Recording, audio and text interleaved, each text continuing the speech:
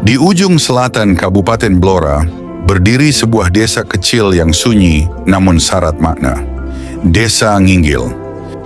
Terletak di Kecamatan Keradenan, desa ini membentang sekitar 12 km persegi, namun hanya dihuni oleh sekitar 400 jiwa. Tercatat sebagai desa dengan jumlah penduduk paling sedikit di kecamatannya. Di balik angka yang tampak sederhana itu, tersimpan kisah panjang tentang ketahanan, kearifan lokal, dan hubungan mendalam antara manusia dengan bentang alam yang membentuknya. Nama Nginggil berasal dari kata inggil dalam bahasa Jawa, yang berarti tinggi. Julukan itu bukan tanpa alasan.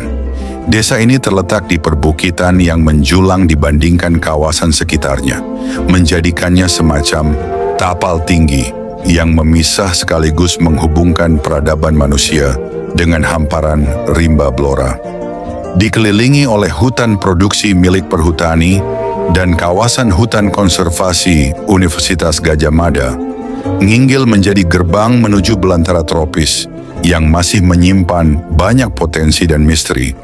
Penduduk Nginggil yang sebagian besar menggantungkan hidupnya pada pertanian lahan kering menjalani hari-hari dengan kesederhanaan dan ketekunan luar biasa. Mereka terbiasa menghadapi tantangan alam berupa curah hujan yang rendah dan musim kemarau yang panjang. Namun, dari tanah yang gersang itu, tumbuh tekad dan semangat hidup yang tak pernah padam. Asal-usul desa ini terjalin dalam untaian kisah lisan yang diwariskan dari generasi ke generasi. Salah satu tokoh sentral dalam ingatan kolektif masyarakat adalah Mbah Suro, seorang figur spiritual yang diyakini sebagai pendiri sekaligus pelindung desa. Namanya tak hanya hidup dalam sejarah, tetapi juga dalam kehidupan sehari-hari, dalam doa-doa, tradisi, dan nilai-nilai luhur yang terus dijaga. Sosoknya menjadi simbol keteduhan dan kekuatan moral masyarakat Nginggil yang hingga kini masih memegang erat warisan spiritual itu dalam berbagai bentuk ritual lokal. Secara sosial, masyarakat Nginggil hidup dalam ikatan yang erat. Gotong royong bukan sekadar slogan, tetapi nafas keseharian. Dalam pembangunan rumah, panen ladang, hingga perayaan tradisi desa, warga saling bahu-membahu dengan rasa kekeluargaan yang kuat. Mayoritas penduduk memeluk agama Islam, namun nilai-nilai sosial yang dijunjung bersifat inklusif, merawat harmoni dalam keberagaman kecil di tengah hutan. Namun di tengah kekayaan nilai itu, tantangan pembangunan tetap membayangi. Pendidikan menjadi salah satu titik rawan. Hanya ada satu sekolah dasar di desa, sementara anak-anak yang ingin melanjutkan ke jenjang berikutnya harus menempuh jarak yang tidak dekat ke desa lain. Tak sedikit dari mereka yang akhirnya putus sekolah karena faktor ekonomi dan keterbatasan akses. Ini menjadi tantangan serius bagi masa depan generasi muda Nginggil. Fasilitas umum seperti balai desa, masjid, dan pos kesehatan desa memang sudah tersedia, namun akses terhadap air bersih dan sanitasi layak masih menjadi pekerjaan rumah yang belum tuntas.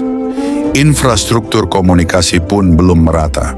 Meskipun listrik telah mengalir ke sebagian rumah, jaringan internet dan sinyal telepon masih lemah, menyulitkan interaksi dengan dunia luar. Padahal potensi ekonomi desa sesungguhnya cukup menjanjikan, terutama dalam hal pengolahan hasil hutan non-kayu, kerajinan lokal, dan makanan tradisional. Tantangannya terletak pada akses pasar dan minimnya dukungan promosi. Pemerintahan desa juga memainkan peran penting dalam menjaga kesinambungan dan arah pembangunan. Nama-nama kepala desa dari masa ke masa terekam dalam sejarah lokal, seperti Reso Semito, Mulyono Suradiharjo, yang lebih dikenal dengan sebutan Mbah Suro Nginggil, Darno, hingga pemimpin saat ini, Sri Handayani. Mereka menjadi penentu arah langkah desa, antara menjaga tradisi dan menjawab tantangan zaman.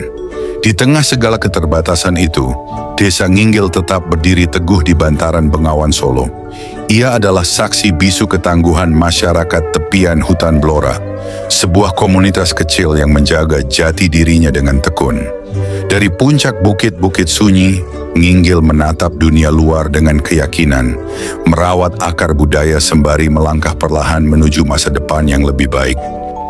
Desa Nginggil di antara Bengawan dan Bayangan Merah. Di ujung selatan Kabupaten Blora, membentang sunyi Desa Nginggil, sebuah perkampungan yang memeluk hutan jati dan bersandar pada aliran Tua Bengawan Solo. Jalannya sempit, berkelok di antara rimbun pepohonan dan tanah kering yang berdebu di musim kemarau. Jika senja jatuh dan kabut tipis naik dari sungai, suasana Nginggil nyaris mistis, seolah menyembunyikan kisah yang enggan diungkap terang. Di sanalah pada dekade 1960-an berdiri sebuah pertapaan sederhana, bukan bangunan megah, hanya gubuk di tengah belantara. Tapi dari tempat itu mengalir pengaruh yang melampaui batas desa. Pertapaan itu dikenal sebagai tempat bersemayamnya Mbah Suro Inggil, seorang dukun sakti yang disebut-sebut memiliki kesaktian dan pengaruh supranatural. Ia bukan hanya dikenal karena ilmu gaibnya, tetapi juga karena keterkaitannya dengan Partai Komunis Indonesia, PKI. Di tengah hutan jati yang sepi di Blora, berdiri sebuah padepokan yang pernah menjadi pusat perhatian nasional. Di sanalah nama Mbah Suro Nginggil melejit, seorang tokoh yang bagi sebagian orang adalah dukun sakti dan guru spiritual, namun bagi negara dianggap ancaman yang harus dilenyapkan. Lelaki ini bukan sekadar kepala desa, bukan pula sekadar simpatisan ideologi kiri. Ia adalah simbol dari kekuatan alternatif di masa pasca Gerakan 30 September tahun 1965. Ketika gejolak politik dan kepercayaan menyatu dalam sosok karismatik yang sulit dipahami dengan kacamata tunggal. Nama aslinya adalah Mulyono Surodiharjo. Lahir pada 17 Maret 1921 di Desa Nginggil, Kradenan, Blora. Ia berasal dari keluarga terhormat. Ayahnya, Reso Semito, adalah kepala desa Nginggil dan dipercaya masih keturunan pendiri desa. Mulyono adalah anak sulung dari 7 bersaudara, satu-satunya laki-laki di antara 6 perempuan. Masa kecilnya jauh dari bayangan seorang pemimpin. Ia lebih dikenal sebagai anak nakal, pemalas, dan suka membolos. Namun entah bagaimana, ia tetap menamatkan sekolah rakyat. Saat revolusi kemerdekaan berkobar, Mulyono mengambil jalan perjuangan. Ia bergabung dengan Brigade Yadao, bagian dari Tentara Laut Republik Indonesia, di bawah komando Ahmad Wiro. Ia meraih pangkat sersan, dan selepas proklamasi, ia kembali ke desa dan terpilih sebagai Kepala Desa Nginggil pada 1946. Kemenangan mutlak dalam pemilihan 100% suara menunjukkan betapa kuatnya pengaruhnya di kalangan rakyat. Selama 16 tahun ia memimpin desa dengan gaya khasnya. Karismatik, lugas dan perlahan mulai menapaki jalan kebatinan. Namun, ketenangan itu berubah ketika namanya mulai dikaitkan dengan Barisan Tani Indonesia, BTI, dan Partai Komunis Indonesia, PKI, sekitar tahun 1960. Tuduhan penyerobotan tanah jawatan kehutanan memperberat tekanan terhadapnya. Pada April 1962, ia mengundurkan diri dan resmi meletakkan jabatan kepala desa pada akhir Juli tahun yang sama. Sejak itulah dunia Mulyono berubah total.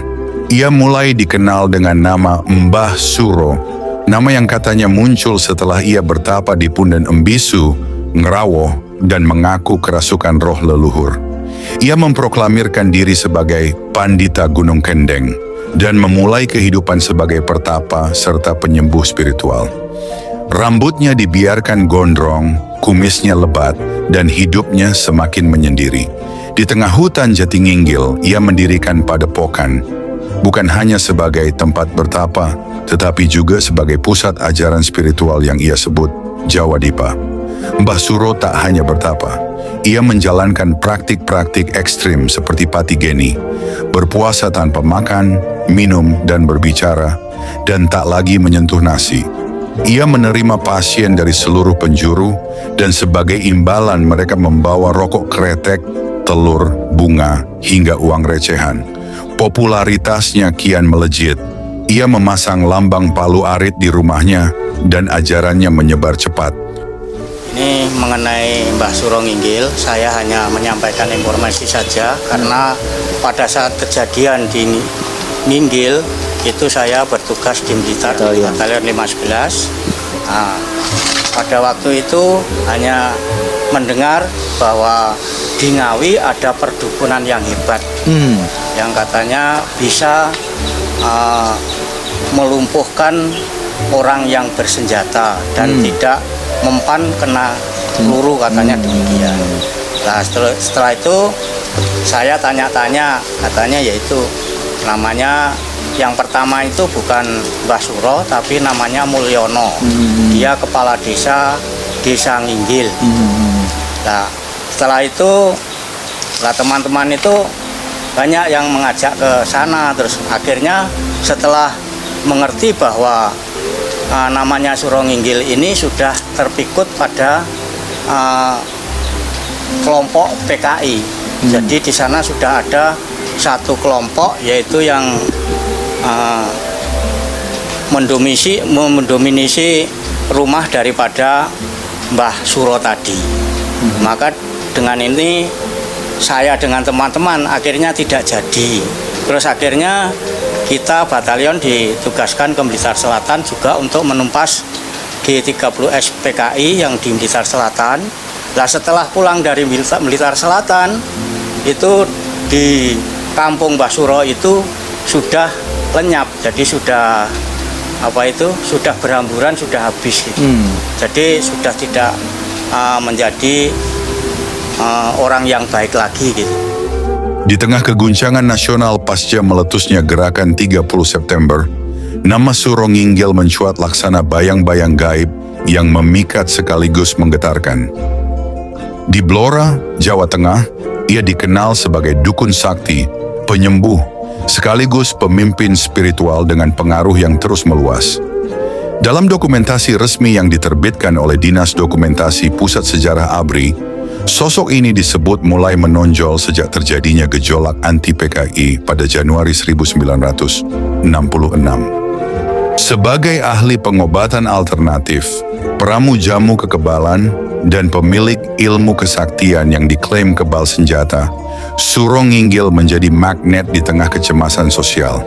Tak hanya rakyat jelata yang datang kepadanya, sejumlah anggota ABRI pun kerap menyambangi padepokannya, meminta jampi-jampi perlindungan, berkonsultasi soal nasib, bahkan soal asmara.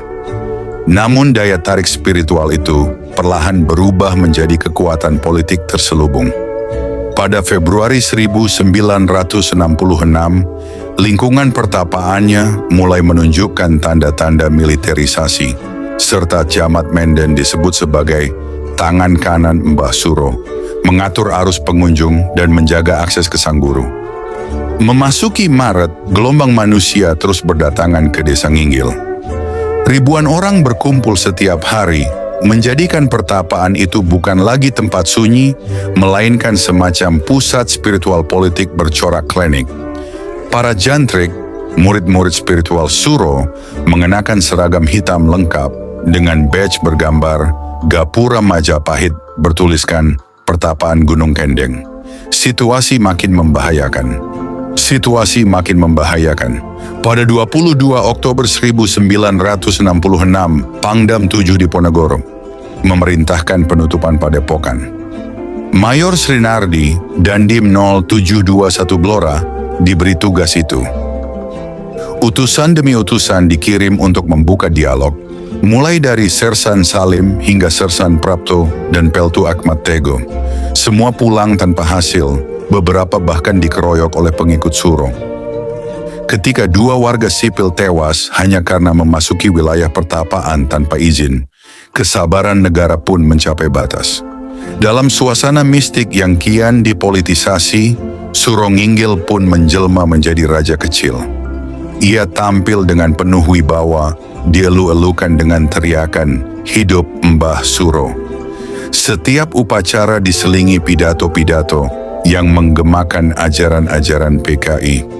Pertapaan berubah menjadi markas perlawanan terselubung. tempat doktrin politik dibungkus dalam ritual spiritual. Puncaknya terjadi pada Februari 1967. Menurut dokumentasi ABRI, Suro Nginggil membentuk pasukan berseragam hitam, banteng ulung untuk laki-laki, dan banteng sarinah untuk perempuan. Mereka dilengkapi senjata tajam, api, hingga pentung dan iket kepala. Dalam sindiran tentara, itu adalah singkatan PKI. Para pengikut percaya diri merasa kebal terhadap senjata karena telah menerima mantra dari sang dukun. Pada 5 Maret 1967, negara memutuskan bertindak. Sebuah operasi militer dilancarkan. Pasukan gabungan dari Yonif 410, sebagian Yonif 408 dan 409 RPKAD, serta Hansip Bamunas mengepung desa Nginggil dari segala arah. Meski pasukan diperintahkan untuk tidak menembak kecuali dalam keadaan terpaksa, tembakan pertama justru datang dari para pengikut Mbah Suro. Pertempuran pecah sejak pukul 5 pagi. Dentuman senjata bercampur teriakan magis menggema di lereng Gunung Kendeng. Para pengikut Banteng Ulung dan Sarinah percaya akan kekebalan mereka, menyerbu tanpa rasa takut. Namun mantra tak mampu menahan peluru. Baku tembak berlangsung hingga pukul 15. 3 personel TNI gugur, puluhan lainnya luka. Pada pukul 6 nelas, seluruh desa Nginggil berhasil dikuasai. Pertempuran itu menewaskan Suro Nginggil dan sekitar 80 pengikutnya. Sebanyak 1.500 lainnya menyerah. Padepokan hangus, 113 rumah terbakar. Setelah penyaringan, para pengikut yang tak terbukti terlibat dalam aktivitas subversif dikembalikan ke kampung halaman masing-masing. Namun kisah belum selesai. Versi lain mencatat bahwa Suro sempat melarikan diri bersama istrinya, Suwarni, ke dalam hutan. Namun pelarian mereka berakhir tragis. Keduanya tertembak dan tewas. Jenazah mereka kemudian dimakamkan di Desa Bodeh. Warisan Suro Nginggil pun menggantung di antara mitos dan kenyataan. Bagi warga Nginggil, ia dikenang sebagai pembangun jalan desa dan mushola. Bagi negara, ia adalah ancaman dukun PKI yang menyulut pemberontakan terselubung. Sedangkan bagi para pengikutnya, ia adalah guru sejati, penjelmaan spiritualitas Nusantara yang menolak tunduk pada agama formal dan otoritas negara. Ia pernah berkata bahwa agama Indonesia adalah Pancasila dan menyebut Batara Kala sebagai dewa tertinggi. Ia memusuhi kaum santri, bahkan sempat mengancam akan meringkus mereka. Ide-idenya tak sejalan dengan Islam Ortodoks, melainkan berakar pada sinkretisme kejawen yang dibumbui simbol-simbol nasionalisme radikal. Dari pernikahan pertamanya dengan Rukmini pada 1945, ia mengubah nama menjadi Surodiharjo. Setelah bercerai pada 1960, ia menikahi Suwarni yang setia mendampingi hingga ajal. Namun dari keduanya, ia tidak memiliki keturunan. Dalam laporan pasca operasi, fakta mencengangkan muncul. Beberapa pengikutnya ternyata adalah anggota ABRI aktif. Ketika pengepungan berlangsung, seragam serba hitam yang dikenakan semua orang membuat pasukan kesulitan membedakan mana sipil, mana tentara. Pertapaan yang awalnya menjadi tempat mencari kesembuhan dan pencerahan berubah menjadi sarang perlawanan ideologis. Kekuasaan supranatural dipelintir menjadi instrumen mobilisasi dan mistisisme dijadikan tameng bagi ideologi terlarang. Demikianlah kisah Mulyono alias Suro Nginggil, tokoh dan dukun PKI yang hidup di batas antara keyakinan dan pembangkangan, spiritualitas dan politik, mitos dan sejarah. Ia bukan hanya nama dalam dokumen operasi militer, tetapi juga pengingat tentang betapa rapuhnya batas antara kepercayaan dan kekuasaan, antara legenda dan ancaman. Dan kekebalan itu ternyata akhirnya tak berguna di saat bertemu dengan timah panas.